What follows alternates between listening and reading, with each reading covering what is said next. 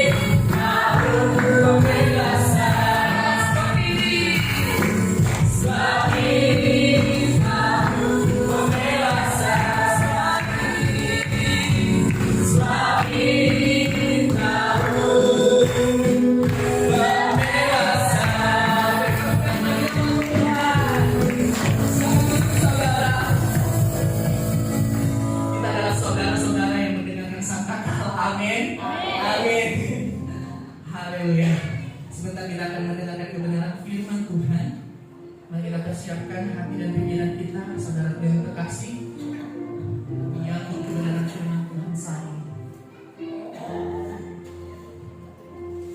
Biarlah hati kita lebih lagi mencintainya, hati kita lebih lagi mengenal Dia. Sebab itulah yang kita rindukan dalam hidup kita semua.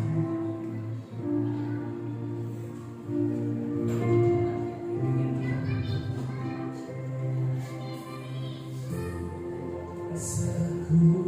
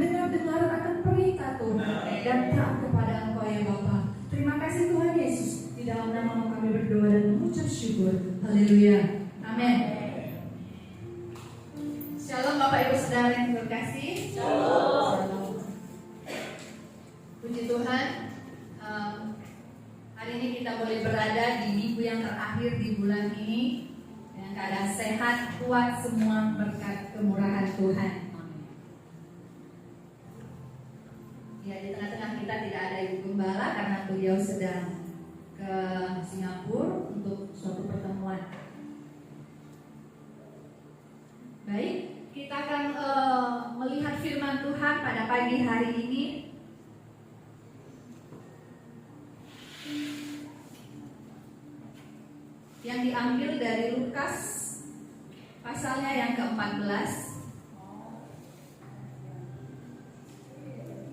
Lukas pasalnya yang ke-14 ayat yang ke-25 sampai dengan ayatnya yang ke-35.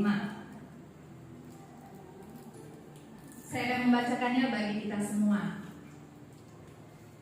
Saya akan membaca dari ayat 25 sampai dengan ayat 27 terlebih dahulu. Judul firman Tuhan yaitu segala sesuatu harus dilepaskan untuk mengikuti Yesus. Pada suatu kali banyak orang berduyun-duyun mengikuti Yesus dalam perjalanannya. Sambil berpaling ia berkata kepada mereka,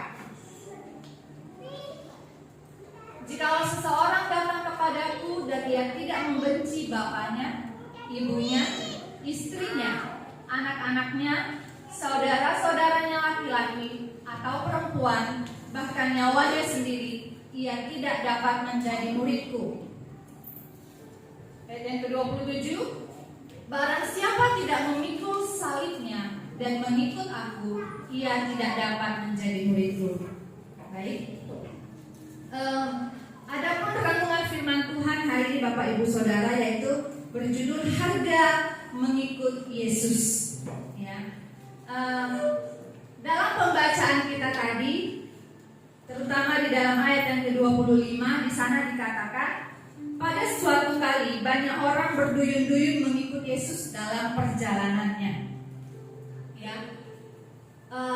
Pada masa itu Yesus adalah seorang yang sangat populer, seorang yang sangat terkenal, sehingga banyak orang mengikuti Yesus. Banyak orang ingin dekat kepada Yesus karena dia adalah pribadi atau sosok yang sangat terkenal.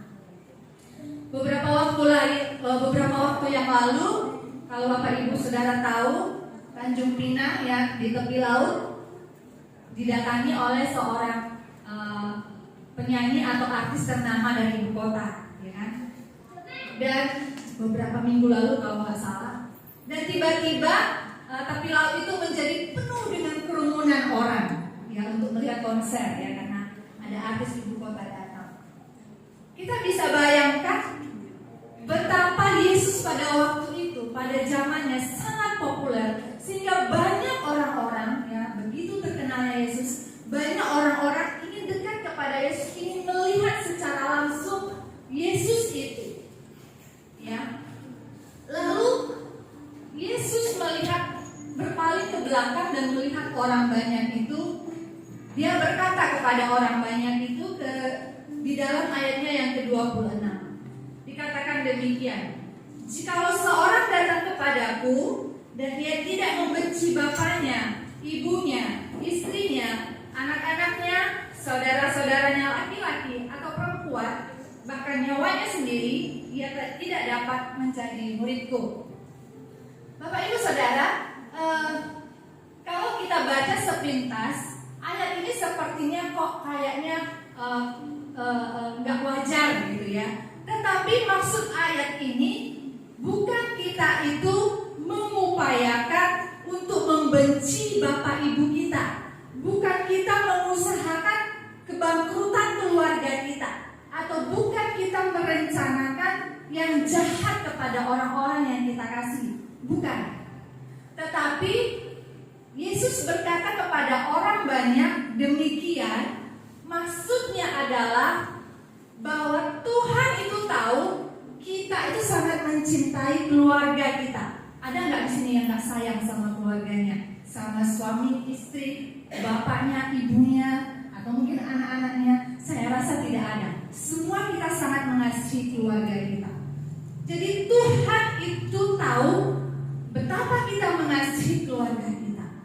Oleh karena itu Tuhan mengatakan, Yesus berkata, kalau kamu mau ikut aku, kamu lebih dahulu harus melepaskan apa yang kamu sukai, apa yang kamu cintai, apa yang kamu anggap berharga, dan mencintai aku, Yesus itu sendiri.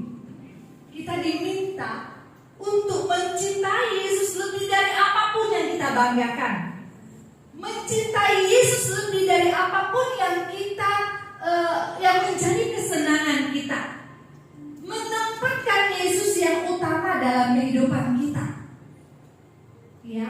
Sehingga ketika kita mengutamakan Yesus di dalam kehidupan kita, kita, kasih kita kepada saudara kita, kasih kita kepada orang yang kita cintai itu semakin disempurnakan. Karena kasih yang dari dunia ini berbeda dengan kasih standarnya Allah. Ya, kalau kita mengingat dalam perjanjian lama, kisahnya Abraham yang menyerahkan anaknya satu-satunya Ishak untuk menjadi korban bakaran. Apakah karena Abraham tidak mengasihi anaknya? Apakah dia membenci anaknya? Apakah dia ingin mengusahakan untuk melenyapkan anaknya? Tidak, Bapak Ibu Saudara. Kalau kita melihat di dalam Kejadian 22 ayat yang kedua, Allah berkata kepada Abraham, serahkanlah anakmu satu-satunya yang engkau kasihi. Justru Allah itu tahu Abraham sangat mengasihi anaknya. Bukan karena dia nggak mengasihi anaknya, tetapi karena Abraham sangat mengasihi anaknya, Allah meminta, serahkan itu anakmu satu-satunya untuk menjadi korban bakaran. Lalu apa yang Abraham lakukan? Oleh karena cintanya kepada Allah, oleh karena ketaatannya, oleh karena responnya terhadap perintah Allah, dia melakukan. Dia membawa anaknya ke Gunung Moria untuk menjadi korban bakaran. Dan ketika Abraham taat terhadap apa yang diperintahkan Allah, Allah tidak tahan. Hati Allah tidak tahan terhadap orang yang taat, terhadap orang yang respon terhadap firman Tuhan. Allah menggantikan, Allah memberkati Abraham dengan menyediakan korban bakaran yang lain. Jangan apa-apakan anakmu itu. Jangan sakiti anakmu itu. Begitu Abraham melihat ke belakang, ada domba jantan yang dijadikan korban bakaran pengganti anaknya. Bapak Ibu Saudara yang kekasih di dalam Tuhan, ketika kita mengatakan bahwa kita murid Yesus, pengikut Yesus, maka kita memanggil itu Aba, Bapa, Allah, Guru, gitu ya. Kalau kita memanggil dia Bapa, maka kita meniru apa yang Allah perbuat, apa yang Yesus perbuat, mengikuti segala perintahnya. Karena ketika kita taat kepada Tuhan, taat kepada firman-Nya, taat kepada perintahnya, Allah itu melihat hati kita dan dia tidak tahan untuk menolong kita, untuk tidak memberkati kita, untuk tidak menyertai kita, asalkan kita taat. Amin. Jadi Bapak Ibu yang terkasih di dalam nama Tuhan Yesus Kristus, mari kita belajar untuk mengutamakan Tuhan di dalam kehidupan kita. Ya, kalau mungkin selama ini ada yang kita bangga-banggakan, yang kita mungkin sanjung dalam kehidupan ini, kita geser itu, kita berikan tempat itu untuk Allah. Ya, kita berikan Allah tempat yang khusus di hidup kita untuk menggantikan apa yang kita bangga-banggakan, untuk menggantikan apa yang menjadi kesenangan kita, agar Roh Allah itulah yang menuntun kita di dalam kebenarannya.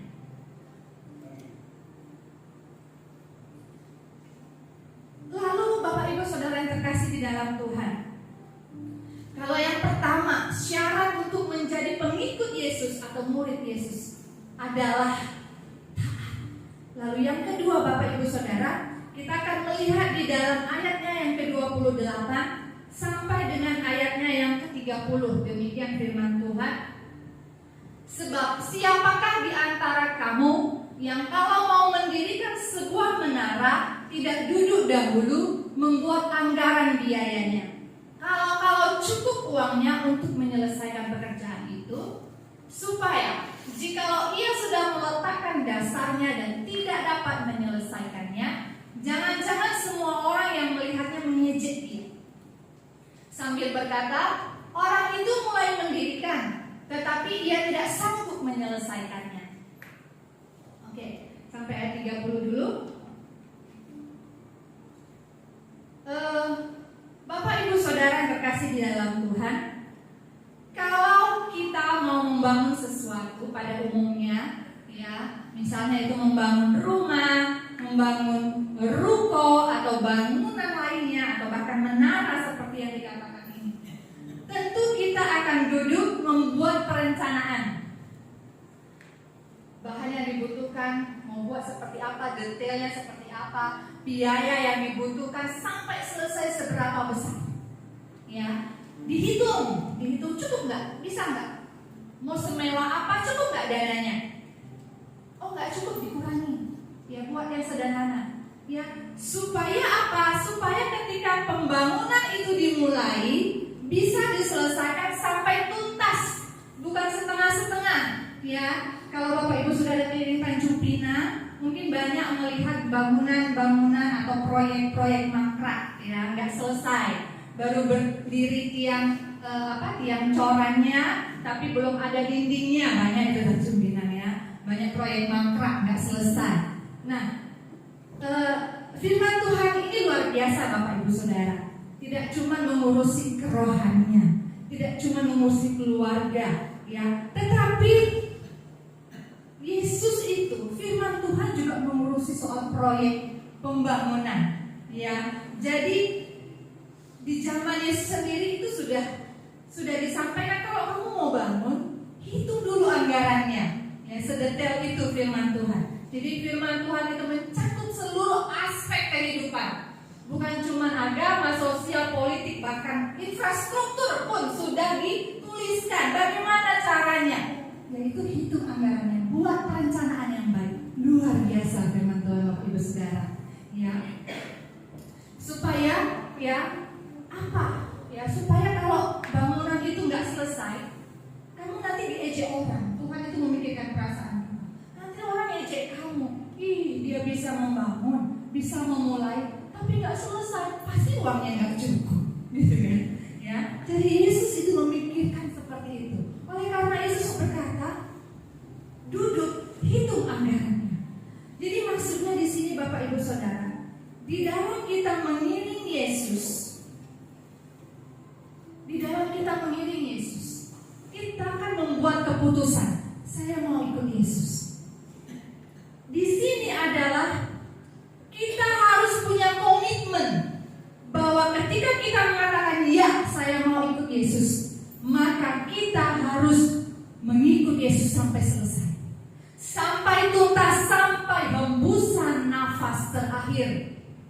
Bukan di tengah jalan, bukan di awal begitu menggebu-gebu ikut Yesus, ya berdoa, berbahasa roh, melayani, tetapi di tengah perjalanan hidupnya mulai meninggalkan Yesus, mulai meninggalkan Tuhan, yang menjadi proyek mangkrak, gitu ya. Nah, tetapi ketika kita sudah mengambil komitmen percaya Yesus, kita mau berjalan bersama Yesus sampai hembusan nafas terakhir. Sekalipun mungkin Bapak Ibu Saudara di tengah-tengah perjalanan iman kita ada banyak badai, ada banyak cobaan yang membuat kita mungkin merasa, oh, kok gereja tidak memperhatikan saya, kok gembala nggak memperdulikan saya, kok doa saya tidak dijawab-jawab, penyakit saya kok nggak sembuh-sembuh, kok keuangan saya seperti ini aja, percuma saya ke gereja, percuma saya berdoa. Dan kita mulai tawar hati lalu kita mulai meninggalkan ibadah, bahkan kita mungkin meninggalkan doa-doa kita, lalu kita lupa sama Tuhan. Atau mungkin kita, oh saya nggak seperti itu, saya rajin kok ke gereja. Ya, di tengah-tengah zaman yang modern ini, di tengah-tengah akhir zaman ini Bapak Ibu Saudara, kalau kita lengah sedikit saja, kita bisa kepleset. Kalau kita tidak waspada, kalau kita tidak memaintain iman kita, tidak mengelola kerohanian kita, kita mudah sekali terpeleset. Ya, oh lebih asik nih nongkrong sama teman-teman, lebih seru daripada ke gereja, daripada pergi ke youth. Asik tuh nongkrong di kafe sama temen, gitu ya. Nongkrong tiap malam minggu lama-lama lebih asik dan lupa dengan grup youth-nya gitu ya, kalau yang youth.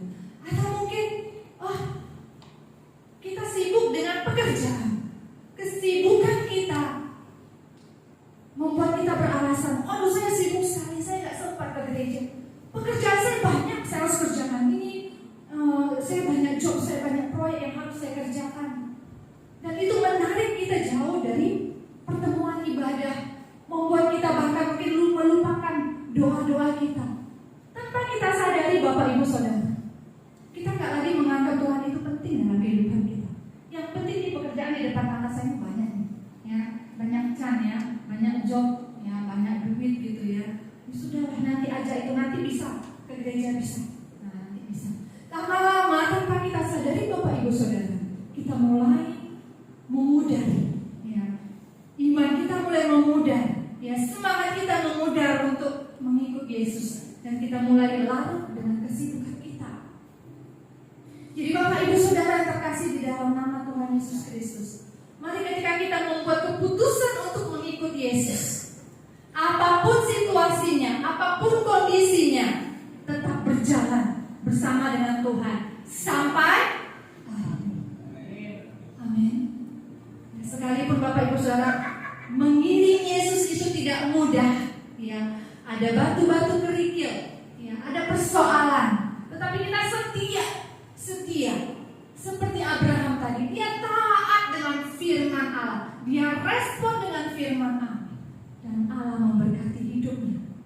Tidak ada satu orang pun yang setia, tidak ada satu orang pun yang ketika dia mengikut Yesus dengan sungguh-sungguh lalu Allah membuang dan tidak memperhatikan, mengabaikan. Tidak.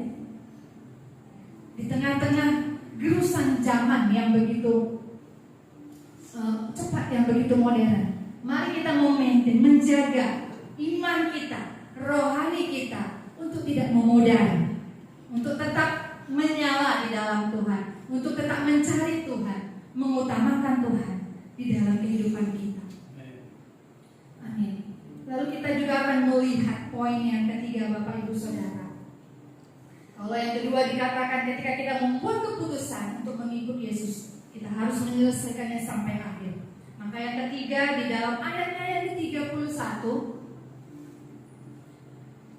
dikatakan demikian, atau raja manakah yang kalau mau pergi berperang melawan raja lain tidak duduk dahulu membuat pertimbangan apakah dengan 10.000 orang ia sanggup menghadapi lawan yang mendatanginya dengan 20.000 orang? 32. Jikalau tidak, ia akan mengirim utusan selama musuh itu masih jauh untuk menanyakan syarat-syarat perdamaian. Ya. Poin yang ketiga yang ingin saya sampaikan Bapak Ibu Saudara, ya, jadi kalau ini Yesus mengumpamakan seorang raja yang ingin berperang melawan raja lain, dia itu harus duduk membuat perhitungan dengan matang. Oh, pasukan saya 10.000 orang, pasukan raja itu yang akan saya serang itu 20.000 orang. Apakah saya mampu menghadapinya? Apakah saya dan pasukan saya mampu menghadapi pasukan mereka? Kalau dia merasa tidak mampu, maka dia harus memilih plan B, ya, rencana kedua, yaitu untuk mengusahakan perdamaian, mengirim utusannya ke kerajaan sana. Kalau kami ingin berdamai, apa persyaratannya? Ya, jadi seorang raja yang bijaksana harus memiliki hikmat, ya, jadi bukan gagah-gagahan. Oh, aku punya prajurit, punya peralatan pedang yang bagus, pokoknya kami pasti menang, ayo kita serang, ya. Padahal itu di luar kemampuannya, maka itu hanya menjadi serangan bunuh diri, ya. Tetapi raja yang bijaksana harus membuat perhitungan yang matang, bagaimana dia menghadapi lawannya, supaya dia dapat siap menerima resikonya, ya, siap menerima resikonya apakah dia akan menang atau kalah. Tetapi yang pertama dia harus duduk membuat pertimbangan. Hal mengikut Yesus Bapak Ibu Saudara, kita ini harus mengerti kelemahan kita. Kita ini harus harus menyadari kekurangan kita. Bukan kita menyombongkan diri. Oh, pengalaman saya sudah banyak. Saya tahu kalau saya buat begini saya pasti berhasil. Karena pengalaman saya begini. Ya. Oh, saya pintar, saya hebat, ya cari uangnya jago. Nggak perlu Tuhan, tanpa Tuhan pun saya bisa. Itu salah satu bentuk kesombongan. Ya. Kalau kita mengikut Tuhan, apa yang menjadi kebanggaan kita, kita lepaskan. Apa yang kita anggap mungkin kita hebat, mungkin kita berpengalaman, mungkin kita jago, tetapi di dalam pengiringan kita kepada Tuhan, Tuhan mengatakan lepaskan semua itu. Lepaskan apa yang kamu anggap baik, apa yang kamu anggap penting. Supaya apa? Supaya kita hanya menganggap Allah itulah yang paling penting dalam kehidupan kita. Supaya kita menganggap tanpa Tuhan kita ini gak ada apa-apanya. Supaya kita bisa bergantung sepenuhnya kepada Dia. Bukan bergantung kepada kemampuan-kemampuan kita, kepada kebolehan kita. Tuhan tidak bangga terhadap orang yang pintar, terhadap orang yang kaya, terhadap orang yang cakap. Tidak, tetapi Tuhan melihat kerendahan hati. Di dalam kerendahan hati kita, Tuhan dipermuliakan. Melalui kerendahan hati kita, hanya Tuhan yang ditinggikan, sebab hanya Dia yang layak menerima pujian, hormat, dan kemuliaan sampai selama-lamanya. Bapak Ibu mungkin pernah mengingat satu kisah di dalam Perjanjian Baru. Zakheus itu adalah seorang yang fisiknya pendek, ya. Zakheus itu seorang yang pendek. Pada suatu hari Yesus berjalan ke suatu kota, banyak orang yang berbondong-bondong ingin melihat Yesus. Saking banyaknya orang yang Yesus ini, gimana caranya melihat Yesus? Dia nyempil nggak bisa nih. Orang yang lain itu pada tinggi-tinggi badannya. Akhirnya apa yang dilakukan Zakheus? Dia mengambil keputusan, saya harus melihat Yesus gimana pun caranya. Apa yang dia lakukan? Dia berlari mendahului orang banyak, lalu dia memanjat pohon ara. Dia tahu nanti Yesus akan lewat arah situ, ya. Jadi dia memanjat pohon ara. Ketika Yesus sampai di tempat itu, Yesus melihat Zakheus ke atas. Yesus berkata apa? Hai Zakheus, turunlah, aku mau menginap di rumah. Bapak Ibu Saudara yang kekasih di dalam Tuhan, ketika kita merespon Allah, sekali lagi, ketika kita merespon firman Allah, Allah tidak tahan untuk memberkati kita. Dia tidak tahan melihat Zakheus yang begitu antusias kepada Yesus. Sampai Yesus bilang, turun, aku mau nginap di rumah kamu. Pada orang banyak mengikuti dia. Kenapa dia nggak mau nginap di rumah mereka aja? Sekali lagi Bapak Ibu Saudara, bagaimana kita merespon firman yang kita dengar, merespon Alkitab yang kita baca, itu semua tergantung kita masing-masing. Di tengah akhir zaman ini Bapak Ibu Saudara, sekali lagi kita harus antusias mengikut Yesus. Kita harus lebih antusias mengikut Yesus, supaya kita tidak jauh dari Tuhan itu sendiri, supaya kita bisa tetap dekat dengan Tuhan itu sendiri, dan kita melihat bagaimana Tuhan memberkati kita sehari lepas sehari. Kemuliaan Tuhan dinyatakan dalam kehidupan kita. Apapun yang menjadi tantangan dalam kehidupan kita, biarlah kiranya itu tidak menjadi membawa kita jauh daripada Tuhan. Ya, tidak ada hidup tanpa persoalan, tidak ada hidup tanpa air mata, tidak ada hidup tanpa masalah. Ya, semua itu biasa saja. Ya, kalau nggak mau ada masalah, ya itu orang yang sudah mendahului kita sudah selesai masalahnya. Ya. Oleh karena itu jangan kita larut bersedih-sedih, berlama-lama di dalam kesedihan, di dalam keterpurukan, tetapi kita tetap memandang kepada Allah. Bahwa ada satu pengharapan yang pasti di dalam Allah. Ya, di dalam Allah ada satu pengharapan yang pasti. Bukan kemungkinan saya selamat, kemungkinan saya sebuah kemungkinan, tetapi sebuah kepastian. Di dalam Allah, di dalam Yesus Kristus yang kita percayai, ada sebuah kepastian keselamatan.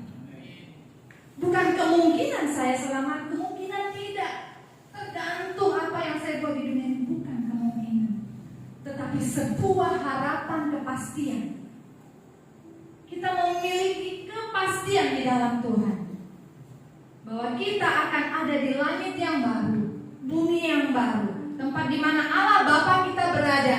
Di situ pun kita berada, asalkan kita setia, kita taat, mendengar perintah Tuhan dari sehari ke sehari dalam kehidupan kita.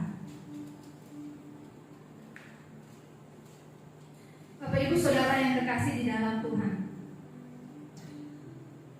ada firman Tuhan yang berkata demikian: semakin seseorang menjaga nyawanya, dia semakin kehilangan nyawanya. Artinya apa? Ketika kita menjaga atau menganggap sesuatu itu penting dalam kehidupan kita, justru itu yang Tuhan ambil, ya. Justru itu yang Tuhan mau. Oleh karena itu Tuhan mau hanya Tuhan yang penting di dalam kehidupan kita. Apapun yang menjadi keberhargaan kita, kita mau letakkan di bawah kaki Tuhan. Mungkin itu berat ya. Wah, sepertinya firman Tuhan ini hanya teori gitu ya. Tidak mudah. Tetapi Bapak Ibu Saudara, ada Allah Roh Kudus di dalam hati kita yang menuntun kita, memampukan kita, asalkan kita rela membuka hati, membuka hidup kita untuk dibentuk, untuk dipimpin di dalam kebenaran Tuhan, ya. Di dalam Yohanes 13 ayat yang ke-12 sampai dengan 17. Di sana dikatakan demikian: sesudah ia membasuh kaki mereka, ia mengenakan pakaiannya dan kembali ke tempatnya. Lalu ia berkata kepada mereka, mengertikah kamu apa yang telah kuperbuat kepadamu? Kamu menyebut aku guru dan Tuhan, dan katamu itu tepat, sebab memang akulah guru dan Tuhan. Jadi, jikalau aku membasuh kakimu, aku yang adalah Tuhan dan gurumu, maka kamu pun wajib saling membasuh kakimu. Ya, sampai 14. Bapak Ibu Saudara, Tuhan memberitahu kita, kalau kamu manggil saya Tuhan, ya, maka kita itu wajib melakukan apa yang Tuhan contohkan. Barulah kita itu disebut murid, ya, barulah kita itu disebut anak. Gak mungkin anak-anak kita itu mirip kelakuannya tetangga. Enggak. Kan yang didik anak-anak kita ya kita, yang mirip dengan bapak ibunya. Demikian Yesus itu kita panggil Bapa kita. Maka perbuatan kita harus mencerminkan Bapa kita. Amin. Tidak tanduk kita harus mengikuti apa yang Yesus lakukan.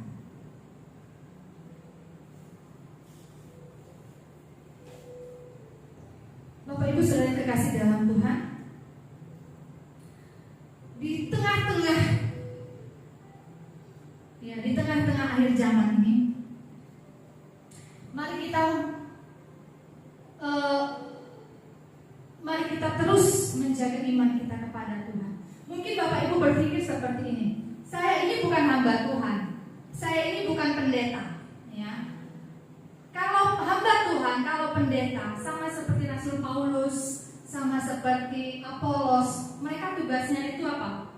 Memberitakan Injil, mengajar, menyelamatkan jiwa-jiwa. Oh, saya nggak seperti mereka, saya nggak seperti hamba-hamba Tuhan yang bisa menjaga kekudusan hidup, yang bisa menjaga kesucian hidup, yang banyak waktunya duduk diam di kaki Tuhan, banyak waktunya dipakai untuk di gereja. Sulit bagi saya. Tetapi Bapak Ibu Saudara, kita bisa berkaca kepada Yusuf. Yusuf itu orang biasa. Orang biasa yang pekerjaannya itu bukanlah memberitakan Injil, bukanlah pengajar, tapi dia hanya orang biasa.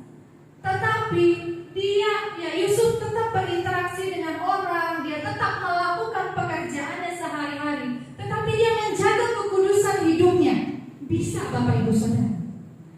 tidak tergoda ya ketika ada godaan datang. Ya, istrinya Potifar menggoda dia untuk berbuat dosa, dia berani berkata tidak. Bukan karena dia hamba Tuhan yang duduk diam di bait Allah, tidak. Dia orang biasa yang melakukan pekerjaan sehari-hari sebagai apa? Sebagai orang kepercayaannya pembesar pada waktu itu ya. Tapi dia tetap menjaga kesucian hidupnya di tengah-tengah zaman yang begitu jahat. Mungkin saudara tidak perlu saudara pergi ke gunung supaya nggak ketemu orang, gitu ya. Atau saudara 24 jam di gereja supaya kita tidak melakukan dosa. Tidak perlu seperti itu, Bapak Ibu Saudara. Kita tetap bisa keluar, ketemu orang, bekerja, berkarya, tetapi kita juga menjaga hubungan kita dengan Allah. Kita melihat Sadrak, Mesak, Abednego. Mereka ini hanya orang biasa. Ya, bahkan mereka berkomitmen akan tetap ikut Allah sampai walaupun nyawanya putus di perapian yang menyala-nyala. Oleh karena dia tidak mau menyembah patung, ya, dia tidak mau menyembah patung. Ya. Dia tetap berkata Allahku hanya satu-satunya yang kupercaya, yang kusembah. Dia bukan pendeta, dia bukan rasul, dia bukan guru, dia bukan pengajar. Dia hanya orang biasa, mereka hanya orang biasa. Tetapi ketaatan mereka mau setia, komitmen kepada Tuhan. Jadi tidak ada yang sulit Bapak Ibu Saudara, asalkan kita rela membuka hati kita, melangkah, ya, membuat satu terobosan dalam hidup kita. Saya mau ikut Tuhan. Apapun itu rintangannya, apapun itu kesulitannya, saya mau. Karena Tuhan akan hadir, Roh Kudus akan hadir menolong kita. Tuhan akan hadir menolong kita, memampukan kita. Ya, kita banyak melihat contoh-contoh lain di dalam Alkitab, di dalam Perjanjian Lama. Orang-orang biasa saja, tetapi mereka bisa setia kepada Tuhan. Mereka bisa komitmen kepada Tuhan tanpa banyak alasan. Amin Bapak Ibu Saudara. Baik, kiranya Tuhan, firman Tuhan ini boleh menolong kita, boleh kita mengerti, semakin kita mendekatkan diri kita kepada Tuhan. Apapun yang terjadi dalam kehidupan kita, sedikit-sedikit semakin kita mengerti. Mungkin tidak semua firman Tuhan yang kita dengar kita dapat serap, kita dapat mengerti. Tetapi sedikit-sedikit ya, kalau kita melakukan, kalau kita setia, lama-lama nanti jadi makin mengerti, semakin paham ya. Oleh karena ada Roh Kudus, kita punya Roh Kudus yang menuntut kita, memberikan kita pengertian akan kehendak Allah di dalam kehidupan kita. Amin, Bapak Ibu Saudara. Baik, saya mengundang pelayan altar ke depan. Kita naikkan pujian mengiringmu. Pujian yang pertama. Haleluya. Saya mengundang kita semua untuk bangkit berdiri.